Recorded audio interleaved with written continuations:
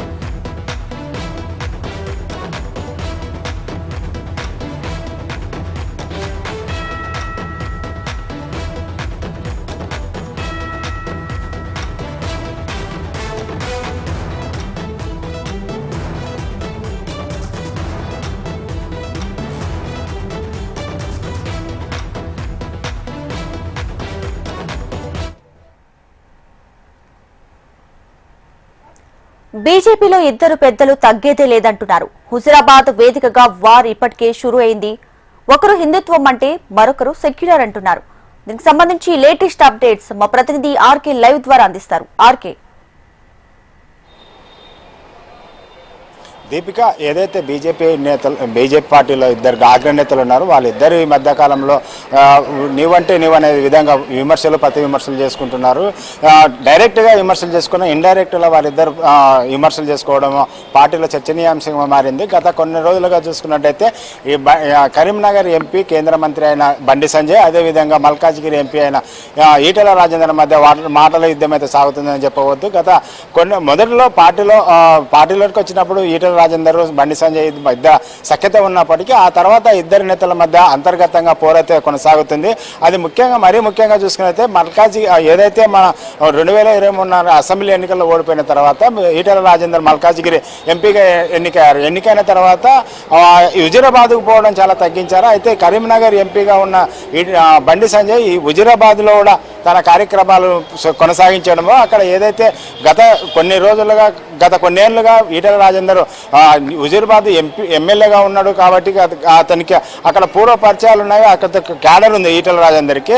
దీని నేపథ్యంలో ఏదైతే బండి సంజయ్ అక్కడికి రావడమో, కొందరు మాత్రమే ఎంకరేజ్ చేయడము, అదేవిధంగా బండి సంజయ్ అనుకూలంగా ఉన్న వారికి ప్రాధాన్యత ఇవ్వడంతో ఈటెల వర్గీయులు ఎవరైతే ముద్రపడ్డారో వారికి ప్రాధాన్యత తగ్గిన నేపథ్యంలో ఎవరైతే ఈటెల రాజేందర్కి సంబంధించిన వర్గీయులు ఉన్నారో ఆయన ఈటెల రాజేందర్ వచ్చి కలవడం, ఇట్లా మా పరిస్థితి ఎలా ఉంది, ఏం చేయాలనేది కూడా నేపథ్యంలో ఏం చేయాలనే దాని మీద ఏదైతే ఉందో ఈటెల రాజేందర్ కలవడం, ఈటెల రాజేందర్ కలిసిన తర్వాత వీరిద్దరు నేతలు ఏం చేయాలని ఆలోచన చేసుకున్న తర్వాత ఈటెల డైరెక్ట్గానే కొన్ని వ్యాఖ్యలు చేసినట్టు స్థానిక ఎన్నికలు ఏదైతే సమీపిస్తున్న వేళ దానికి మరింత ఆజ్యం పోసినట్లు అవుతుంది. స్థానిక సంస్థ ఎన్నికల్లో ఏదైతే బండి సంజయ్ నిన్న హుజురాబాద్లో వెళ్ళి హుజురాబాద్లోనే ఆయన మీటింగ్ పెట్టడం, అదేవిధంగా పార్టీ లోకల్ బాడీ ఎన్నికలకు వెళుతుంది, లోకల్ బాడీ ఎన్నికల్లో అత్యధిక స్థానాలు గెలవాలి, అదేవిధంగా ఇక్కడ హుజురాబాద్లో బీజేపీ గెలిచే విధంగా ప్రణాళికలు రూపొందించాలని కూడా బండి సంజయ్ అక్కడ నిన్న మీటింగ్ పెట్టడం చూసినాం.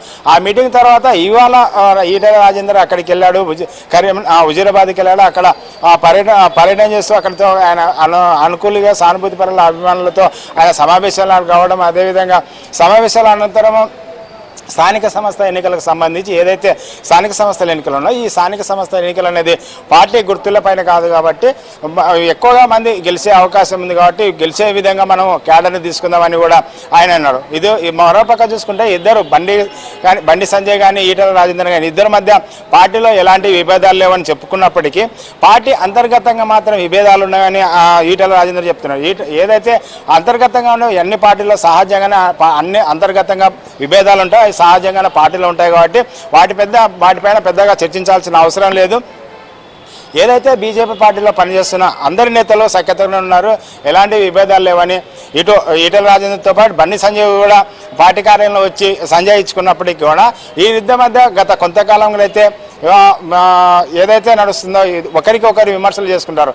మొన్న చూసినట్టయితే బండి సంజయ్ హిందుత్వం ఏజెండాగానే ముందుకెళ్దామని బండి సంజయ్ వ్యాఖ్యలకి ఈటల కౌంటర్కి ఇచ్చినట్టే హిందుత్వవాదము అదేవిధంగా మతపాతిక ఏదైతే ఉన్నామో ఆ మతపాతికంగా రాజకీయాలు నడవు ఎక్కువ రోజులు ఉండవు కాబట్టి ఏదైతే మోడీ గవర్నమెంట్ ఉందో మోడీ ముస్లింలకు క్రిస్టియన్లకు హిందువులకు కూడా సంక్షేమ పథకాలు ఇస్తున్నారు కాబట్టి ఏదైతే కేంద్ర ప్రభుత్వం అందిస్తున్న సంక్షేమ పథకాలలో అందరికీ సమానంగా ఇస్తున్నప్పుడు హిందువులని ముస్లింలని డివైడ్ చేసి పాలించడం అనేది విభజన రాజకీయాలు మంచిది కాదు. విభజన రాజకీయాలలో అధికారంలోకి రాలేదని అని ఈటల రాజేంద్ర చెప్పినారు. అదే దానికి కౌంటర్గానే నిన్న బండి సంజయ్ కూడా హిందుత్వం అనేది ఏదైతే ఉందో ఆ హిందుత్వమే నా ఎజెండా, హిందుత్వంతోనే నేను ముందుకెళ్తాను, హిందుత్వం అనే పదం ఏదైతే ఆ రోజున తుది శ్వాస విడిచినట్టు అని కూడా బండి సంజయ్ ఘాటు వ్యాఖ్యలు చేస్తారు. అంటే వీరిద్దరు ఒకరేమో హిందుత్వం ఏజెండాగా ముందుకు పోదామంటుంటే మరొకరు మన హిందుత్వం ఏజెండా కాదు సెక్యులరిజంగా ఉంటున్నది. మొదటి నుంచి చూసుకున్నట్టయితే ఈ బండి సంజయ్ ఈటల మధ్య ఇదే వైరం కనపడుతుంది. బండి సంజయ్ మొదటి నుండి హిందుత్వవాదంతోనే ఆయన రాజకీయాల్లో ఉన్నాడు, దీంతోనే ఉన్నాడు. అదేవిధంగా ఆర్ఎస్ఎస్ బ్యాక్గ్రౌండ్ ఆయనకు ఉంది కాబట్టి ఆయన మొదటి నుంచి కూడా హిందుత్వ వాదంతోనే ముందుకెళ్తున్నాడు. అదేవిధంగా ఈటల రాజేంద్ర తన విద్యార్థి దశ నుంచి కూడా సెక్యులరిజము అదేవిధంగా కమ్యూనిస్టు భావాలలో ఉన్న వ్యక్తి కాబట్టి అవే భావాలతోనే ఇటు పార్టీలో కూడా అదే ఉండాలి అలానే ముందుకెళ్తున్నాయి. అయితే కేవలం ఒక హిందుత్వవాదమే కాకుండా అన్ని వర్గాలను కలుపుకొని పోయి అన్ని వర్గాలకు సమానంగా ప్రాధాన్యత ఇచ్చినప్పుడు మాత్రమే పార్టీ అధికారంలోకి వస్తుంది ఈటల రాజేంద్ర అంటారు. మరోవైపు ఏదైతే ఉందో ఇక్కడ నుంచి స్థానిక సంస్థ ఎన్నికలు ఏదైతే ఉందో స్థానిక సంస్థ ఎన్నికలు కూడా హిందుత్వ ఏజెండాతో ముందు పోతాం, హిందుత్వ ఏజెండానే ఉండాలి, హిందుత్వ ఏజెండాతోనే అధికారంలోకి వస్తామని బండి సంజయ్ ఒకవైపు చెప్తున్నప్పటికీ ఒకవైపు చెప్తుంటే మరోవైపు ఈటల రాజేంద్ర మాత్రం లేదు విభజన రాజకీయాలు మంచి కాదు. అదేవిధంగా ఏదైతే మతత్వ రాజకీయాలు ఎక్కువ రోజులు రాజకీయాలు చేయలేమని చెప్తున్నారు. ఇలా ఈ ఇద్దరి మధ్య గత కొన్ని రోజులుగా వారైతే నడుస్తుంది. దీనికి సంబంధించి ఇటు కేంద్ర అధిష్టానం ఏ విధంగా స్పందిస్తే అదేవిధంగా రాష్ట్ర నాయకత్వం అయితే ఇప్పటి వరకు వీళ్ళిద్దరి మధ్య జరుగుతున్న విషయాల మాత్రం ఇంతవరకు జోక్యం చేసుకోలేదని చెప్పవచ్చు. ఏం జరుగుతుందా అనేది చూడాలి.